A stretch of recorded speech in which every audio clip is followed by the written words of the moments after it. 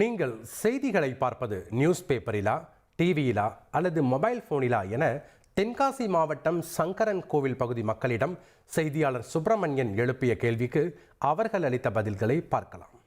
எல்லாரும் மூழ்கி கிடக்குது மொபைல் தான். இன்ஸ்டா, ஃபேஸ்புக் எல்லா இணையதளத்துலேயும் ஃபுல்லாக அப்டேட் வருது. அதனால எல்லாரும் மொபைல் ஃபோன் தான் யூஸ் பண்ணுறாங்க. நியூஸ் என்ன டெய்லி அப்டேட் இருக்குது, இப்போ என்ன நடந்துக்கிட்டு இருக்குது எல்லாமே செகண்ட் டு செகண்ட் வந்து மொபைலில் அப்டேட் ஆகுது.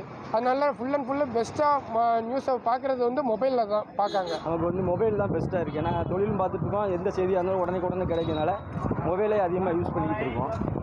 மற்ற வீடுகளுக்கு போனால் தான் எப்போமாவது நியூஸ் ஒரு அரை மணி நேரம் உட்கார்ந்தா தான் நம்ம டிவியில் பார்க்கக்கூடிய சூழ்நிலையில் வருது.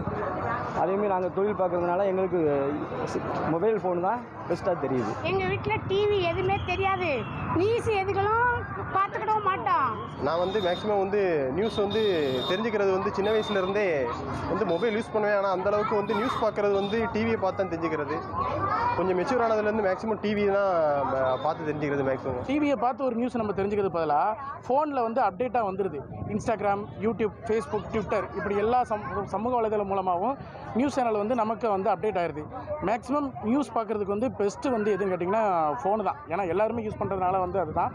நம்ம இப்போ ட்ராவலில் போகும்போது கூட நம்ம வந்து நியூஸ் கேட்டுக்கலாம். வீட்டில் டிவியில் அப்படி பார்க்க முடியாது. நம்ம நீங்கள் செய்திகளை பார்ப்பது நியூஸ் பேப்பரிலா, டிவியிலா அல்லது போனிலா ஏன் என கேட்கப்பட்ட கேள்விக்கு மக்கள் அளித்த பதில்களை நாம் பார்த்தோம்.